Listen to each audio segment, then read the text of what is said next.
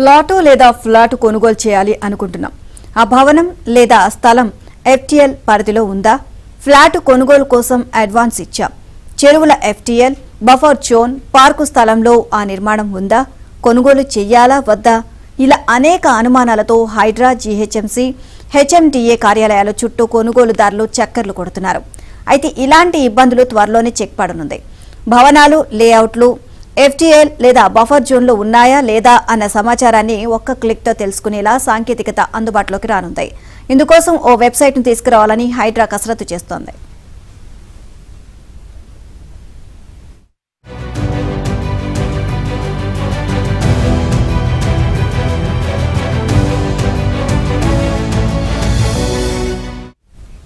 Overall గా ఇదే అంశానికి సంబంధించి మరిన్ని అప్డేట్స్ మా కరెస్పాండెంట్ నుమాన్ అడిగి తెలుసుకుందాం. నుమాన్, హైడ్రా ఒక వెబ్సైట్ అయితే ఓపెన్ చేయనున్నట్లుగా తెలుస్తుంది, ప్రజలకు ఇబ్బంది కలగకుండా. సో ఓవరాల్ గా అప్డేట్స్ ఏంటి? అయితే హైడ్రా ఏదైతే చెరువుల్లో ఏదైతే నిర్మాణాలు జరుగుతున్నటువంటి వాటి మీద ఇటు హైడ్రాకు పెద్ద ఎత్తున ఫిర్యాదులు ఇంకా వస్తూనే ఉన్నాయి. ఈ నేపథ్యంలో ఇటు హైడ్రా ఏదైతే ఫిర్యాదుల కోసం ప్రత్యేకంగా ఒక వెబ్సైట్ ని కూడా ఏర్పాటు చేసినటువంటి అవకాశం అయితే ఉంది. సో అసలు చెరువుల్లో కానివ్వండి, ఎఫ్టీఎల్ లో బెటర్స్ నుండి ముఖ్యంగా పార్కు స్థలంలో నిర్మాణం ఉందా, కొనుగోలు చేయాలా వద్దా అనే అనేక అనుమానాలు.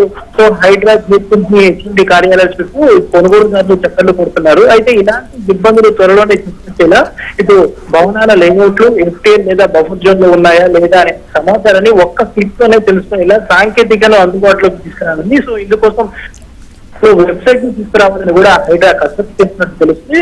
హైడ్రా స్వరూపం ఎలా ఉండాలి, విధులు తదితర అంశాల మీద ప్రభుత్వ ప్రధాన కార్యదర్శి స్థాయితో చర్చించి అధికారులతో దాంతో పాటు ఏదైతే హైడ్రా కమిషనర్ కూడా దీని మీద పూర్తిగా కసరత్తు చేసినట్టు తెలుస్తుంది. సో వెబ్సైట్ రూపకల్పన బాధ్యత పూర్తిగా ఫోరం ఫర్ గుడ్ గవర్నెన్స్ అప్పగించినట్లు తెలుస్తుంది. సో ఇప్పటికే పలు దఫాలు కూడా చర్చలు జరిపారు. సో కూల్చివేతల నేపథ్యంలో నెలకొన్నటువంటి గందరగోళానికి చెప్పేలా సమగ్ర సమాచారం తెలుసుకునేలా వెబ్సైట్ ఉండాలంటూ కూడా హైడ్రా భావిస్తుంది.